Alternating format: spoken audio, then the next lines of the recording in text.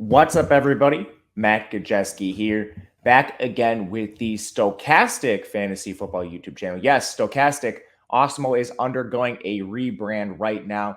Everything moving forward, you will be seeing under the label Stokastic. But today I am here with Nick Lepri to do another player debate. We're going to do the top of the tight end position today. Travis Kelce versus a really hot name in the industry right now, Mark Andrews. But before we get started, Nick, how are you doing today? I am doing great, and I'm very excited today to be talking about these tight ends. I think this is a interesting topic. I know that probably almost everyone believes that one of these guys is the clear number one tight end, but I think there is some reason to believe that maybe the other guy could finish number one because he did last year. For sure. You're speaking of Mark Andrews, who recently has been shooting up draft boards, and we'll talk about why. But just for housekeeping purposes, we will be referencing underdog ADP on the show. So if it's a little different in your league, that's why we're going to be talking about underdog. They're the best place to play fantasy in the summer. So check out them and more on them a little bit later. But also hit the thumbs up button, subscribe to the channel, and hit the notification bell so you know when this and all other content goes live. I'm thinking we start with the tight end one right now, Travis Kelce. What do you think? Yeah, I think so too.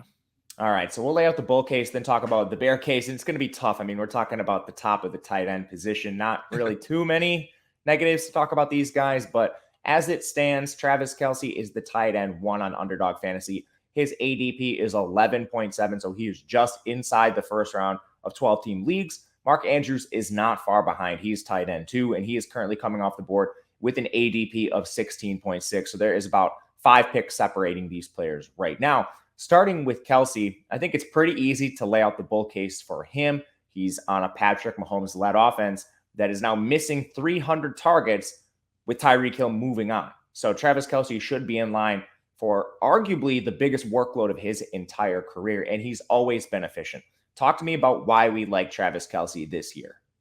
Yeah, the reason to like Travis Kelce is basically a no-brainer. It's why we like Travis Kelce every year, and it's probably because he's the most talented tight end in the NFL on what is now maybe they're not the best offense anymore in the NFL, right? Because then there's the Bills. Now maybe some people talk up the Broncos. There's some other teams that have great offenses as well. But at the end of the day, Travis Kelce is so skilled, and Patrick Mahomes is his quarterback. And like you said, now they don't have Tyreek Hill. So now there's even more reason to believe that Travis Kelce could see an increase in targets. Last year, he was seeing 8.4 targets per game. Now, I don't see him getting 12 targets per game like Amon-Ra St. Brown at the end of the season last year, but I do think that he could be seeing maybe 9 targets per game, maybe 9.5 targets per game. I don't think he's going to eclipse like 10 plus targets per game, but it is definitely possible. And if that is the case in such a good offense, we could really see Travis Kelce basically just break fantasy football at the tight end position and just be so far ahead of the other tight ends. Now, we will be talking about Mark Andrews, obviously, but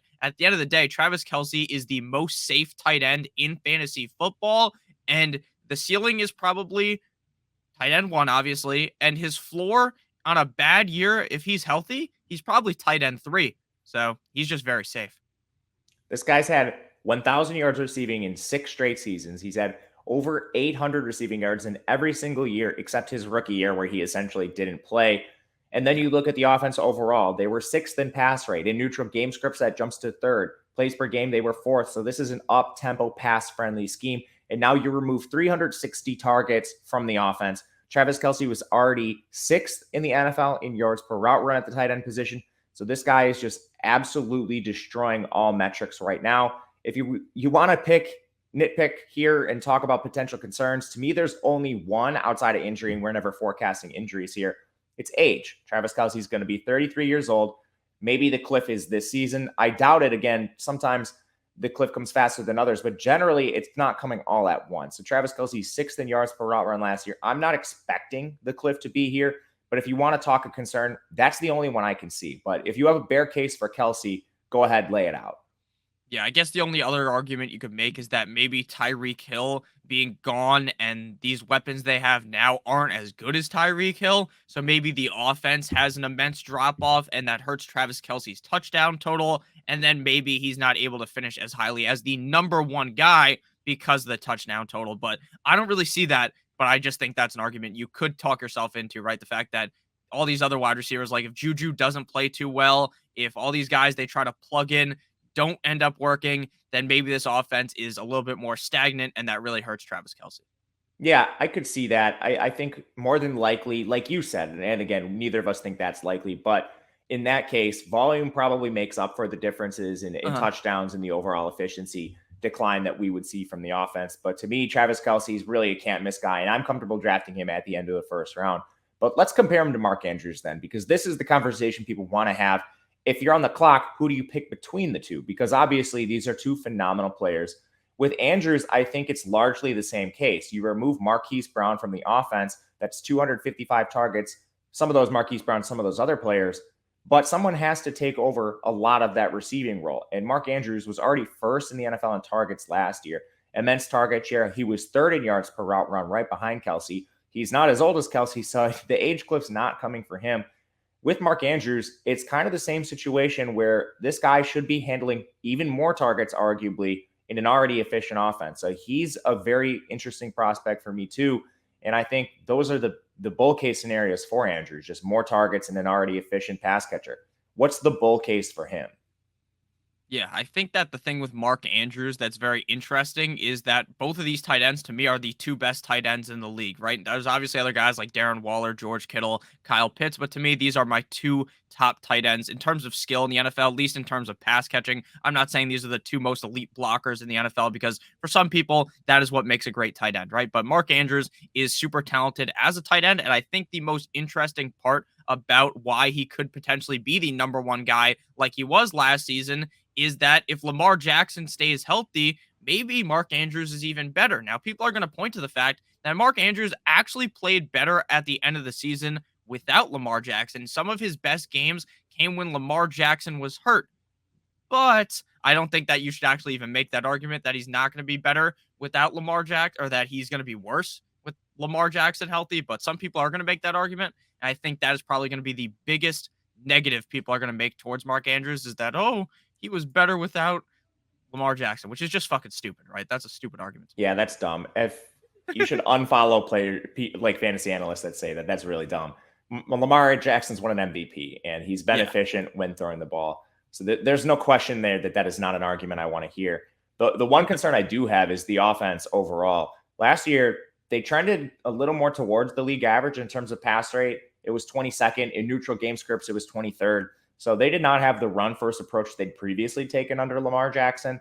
So that is a concern for me. What if this offense just regresses back and they're like 30th in pass rate again? Now they are up tempo. They were first in plays per game, and they've Yeah. generally been an up tempo offense in the Lamar Jackson, Mark Andrews era. So I'm not expecting that to drastically decrease.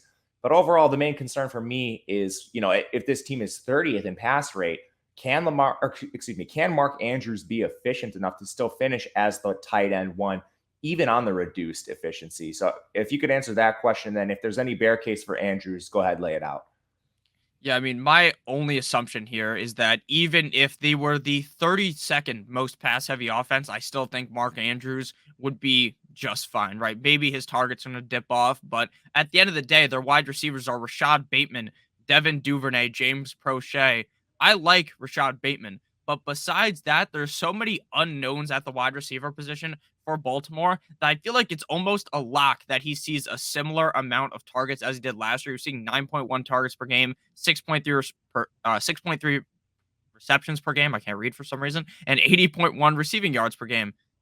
It seems like almost a lock that he's going to be putting up similar numbers. Obviously, those were all number one at the tight end position. So again, maybe there's a slight regression and he finishes number two. But at the end of the day, I don't really see many holes to be poking in either of these guys. And the only hole you can park or poke inside of the Ravens is what you made the argument about, is the fact that maybe they do look to be a little bit more run heavy this year. There is one potential concern, which will come up down the road. They've been linked to veterans like Julio Jones, and their coaching staff has been a little vocal about potentially bringing in a veteran if the price is right. Now, I don't think Julio Jones, theoretically, or even like a Will Fuller, we'll just use Julio for this example. I don't think Julio is going to come in and dominate targets and really steal a lot from Mark Andrews, but it would condense the available target share, or excuse me, it would expand the available target share.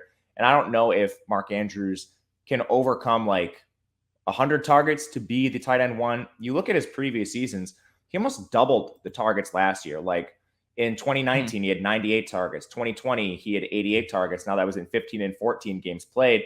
But the point is the same. If there's another pass catcher that's going to command some targets and you regress to that like 30th overall pass offense, it's going to be tough for Mark Andrews to finish as the tight end one without injuries. So to me, when I'm on the clock, there's just less concerns with Kelce, which is why I'm still going to keep him tight end one and draft him. But to your point, the holes you're poking in Mark Andrews, I mean, we're reaching a little bit.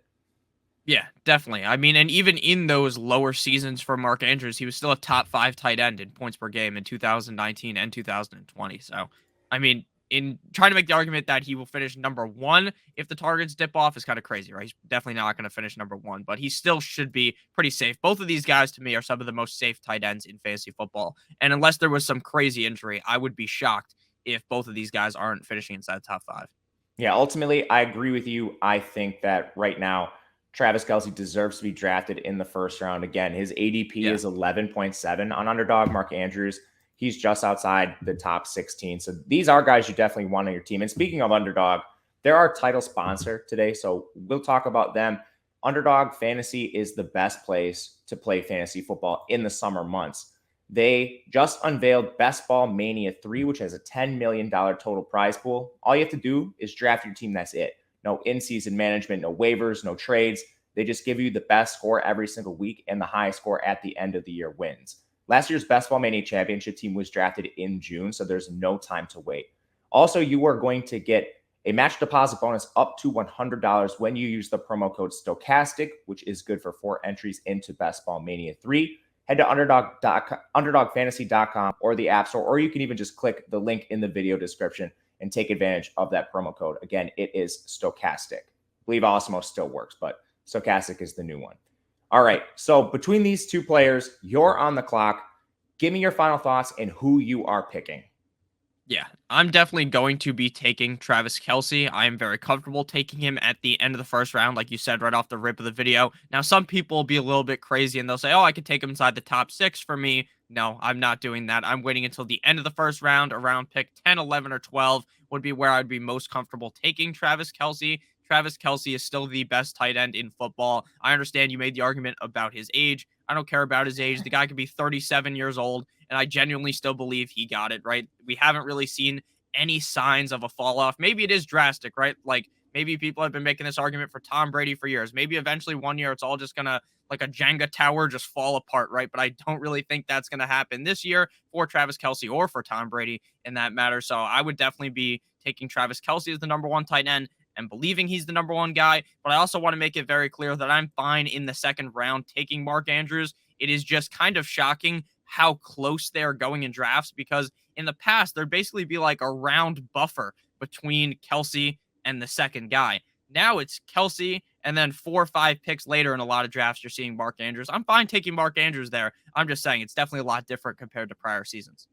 At this point in the summer, and we'll see how this changes throughout the offseason, if you end up with a high pick, like 2, 3, 4, 5, I think Andrews is live to be your pick in the second round. But if you're drafting towards the end of drafts, that's where I want to take Kelce, because you're not going to reach on Andrews. So to me, honestly, the pick between these guys is probably going to come down to where you're drafting. And, in these rounds, we're trying to stay at least close to ADP, not reaching too much on these guys and hemorrhaging value of any sort. But any last words here?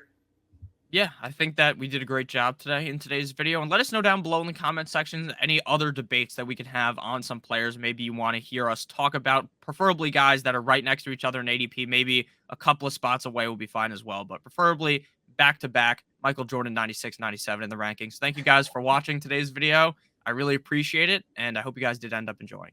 Yeah, let us know what you think about Kelce, Andrews, and who you have as the number 1 tight end as well. We would love to hear it.